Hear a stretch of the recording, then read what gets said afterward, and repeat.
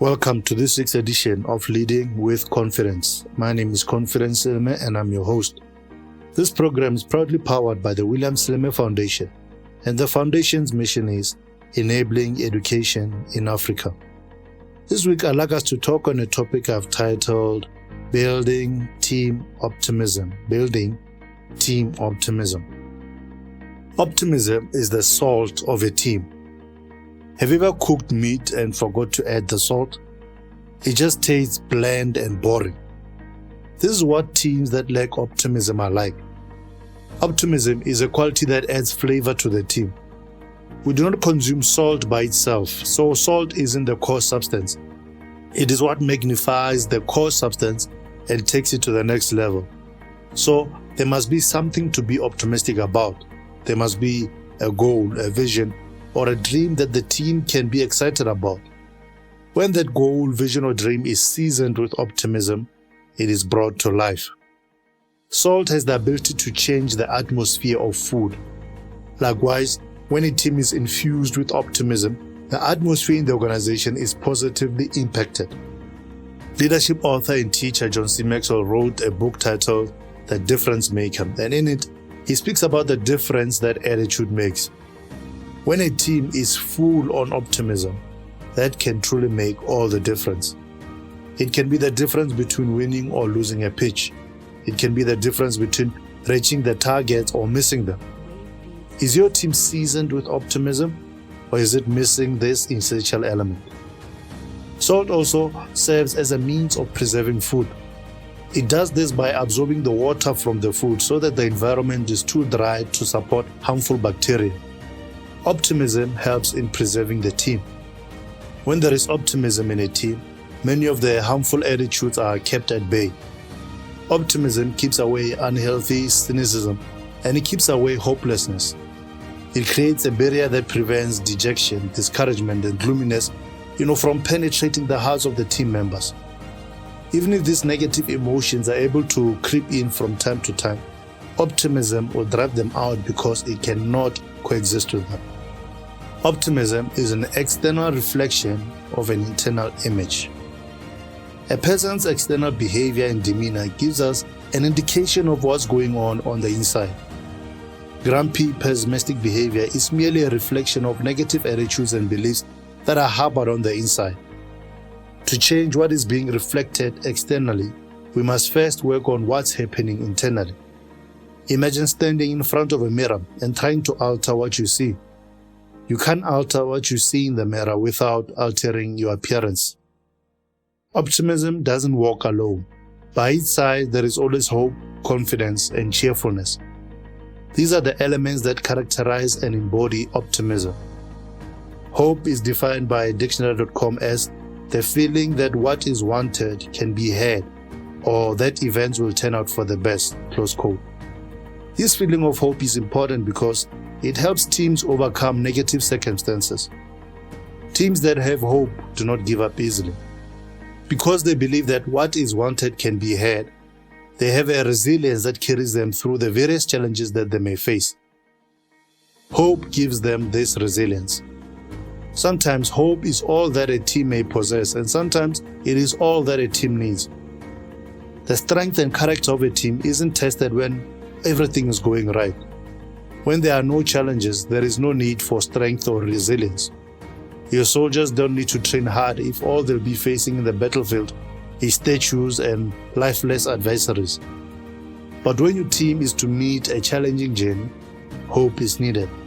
An optimistic attitude is needed. If you aim to achieve anything worthwhile in this world, know that there will be challenges along the journey. If you do not have optimism and you give up hope, your chances of achieving your set goals will decrease. That's because without hope, the spirit grows weary. Indeed, hopelessness is a slow death that kills like starvation. It eats away at you, leaving nothing but skin and bones. Hope, on the other hand, is like nutrition that feeds, builds, and strengthens you. It energizes your core and it lifts up the team spirit. A team's attitude is like an elevator that takes them to different floors of a building. An optimistic attitude takes the team up but a pessimistic attitude takes the team down. Some teams reside on the top floors while others reside in the basement of the building. Their attitude is such that they never see any sunshine. They are always gloomy and dark. The leader sets the tone for their team. An optimistic leader will pass on that energy and optimism to their team, but a pessimistic leader will demoralize and drain the team and bring about a sense of passivity. A team that dwells in a state of demotivation becomes sluggish in their activities and ultimately they become ineffective. Optimism is about the future.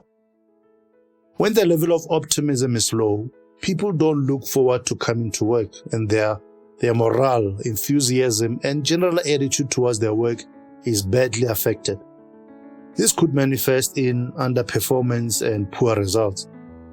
It could also have an adverse effect on relationships with colleagues, clients, and leaders. Low levels of optimism have the potential to negatively impact company culture, as negative attitudes can spread and eventually affect the whole team or organization. There are different factors that inform the levels of optimism, and one of the core factors is members' feelings about the future of the team or organization. Human beings love security, and many people live with tomorrow on their minds. When tomorrow's prospects look good, then the levels of optimism rise. But if there is little security and people don't know or are not sure of whether, for example, they have jobs the following day, then optimism levels will decrease. With varying market dynamics, it's not always possible for leaders to make guarantees about the future. But leaders who choose to be optimistic about the future, leaders who believe that good things will happen, will be better able to infuse the same belief in those they lead. When you see a bright future ahead, you are able to show that future to others as well. But leaders who lack hope for the future invariably sow insecurity in those they lead, and they end up with people who are panicky and pessimistic. Optimism impacts behavior. A person's behavior is a good indicator of their attitude.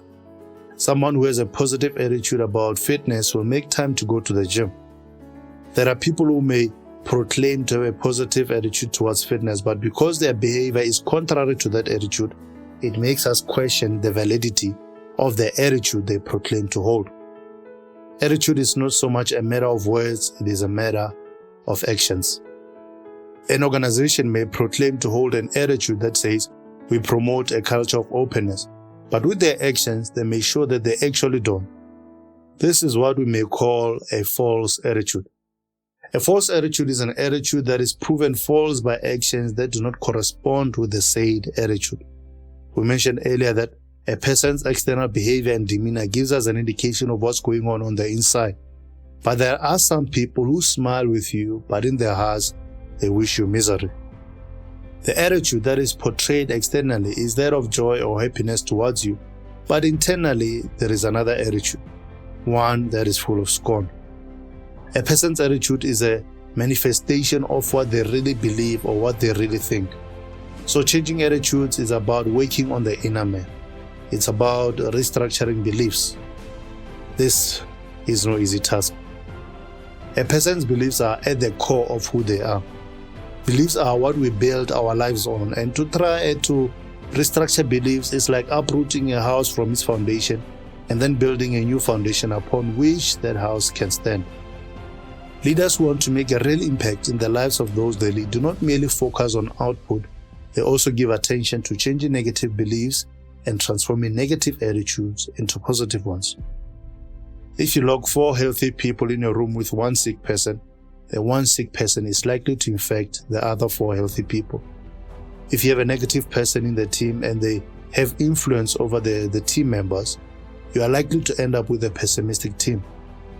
The worst situation you can have is if you as a leader are negative and pessimistic. Such a leader will infect their team with pessimism.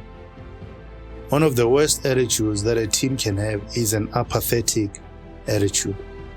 Apathy is even worse than pessimism because apathy implies total disengagement. At least with a pessimistic person, there is still some engagement and emotional response, albeit not the type of response that is desired for effective teamwork. When a person is apathetic, It means they've resigned their emotions from the process. It means they have left the conversation table as they feel it's not worth it. Basically, they've decided in their hearts to stop caring. There are different reasons people get to a point where they are apathetic. A person who displays an apathetic attitude may do so as a result of broken trust where what has been repeatedly promised has not been delivered. Or perhaps their thoughts and opinions are not taken into considerations when decisions that affect the team are made. Yes, there are different ways people reach the point of apathy. One of the tasks that a leader must undertake is to lead their people back from an attitude of apathy to an attitude of optimism. To do this, leaders must change their own attitudes, which may have contributed to the apathy present within their teams. In other words, to change the team's attitude, the leader must change their own attitude. The leader must do what they said they do and deliver on promises made. Leaders must give everyone on the team the respect that they deserve, and this means listening more intently and being more considerate. Optimism is about finding the fun in function. When you enjoy what you do, you'll want to do more of it. Everything that we do impacts our emotional state. Driving in heavy traffic can affect your emotional state and cause you to become impatient or annoyed. Eating your favorite dish can cause you to feel excited and joyful. There is a myriad of activities we engage in, and they all evoke a particular feeling. It is these feelings of joy or agony that push us to do certain things. Teams and their leaders have daily functions. Some of these functions may seem to be rudimentary or monotonous or even boring. How do you maintain a spirit of optimism when the daily functions don't seem to inspire such a spirit? How do you and your team find the fun in function? It's important to note what the major contributors to fun in an environment are. The first is the actual function itself. Perhaps it's design work or lecturing, or it's treating patients and so forth. The most desirable situation is one where a team member is functioning in an area they enjoy. For example, it's preferable that the designer should enjoy what they are doing. That way, there is an inherent motivation for them to do it. There is a natural fun that they find in performing that particular function.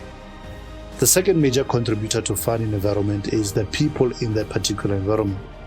Are they naturally fun people to be around? That which may be dull or boring to do becomes more fun to do when you're doing it with fun people. There are two main factors that a leader has to work on in order to make sure that their team finds the fun in function. These are the two main factors that a leader has to work with in order to make sure that their team finds the fun in function. If you have one of these working in your favor, i.e., your people genuinely love what they do, or your people love, those they're doing it with, then finding the fun in function will become an easier task. Alternatively, you can add fun activities such as periodic game breaks where people are encouraged to take, part in fun activities and games around the office. This could include, playing pool or doing puzzles if your people are interested in such things. If you give it enough thought, you can come up with, many different creative ways to keep your team energized, upbeat, and optimistic. Well, we've come to the end of this week's edition of Leading with Confidence. Cheers.